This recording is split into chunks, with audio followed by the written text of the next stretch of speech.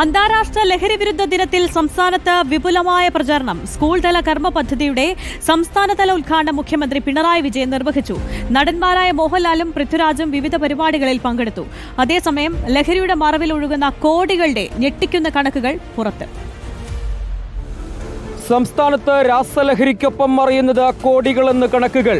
കഴിഞ്ഞ 4 വർഷത്തിനിടെ എക്സൈസ് പിടികൂടിയ ലഹരി കണക്കുകൾ ഞെട്ടിക്കുന്നത്.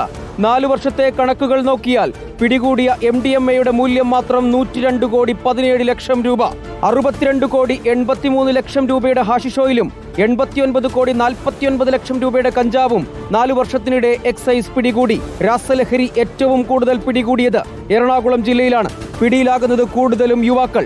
സമീപകാലത്ത് വിവിധ ലഹരി ബന്ധമുള്ള കേസുകളിൽ ദിനേന പിടിയിലാകുന്നത് 200ഓളം പേരെന്നും കണക്കുകൾ പറയുന്നു.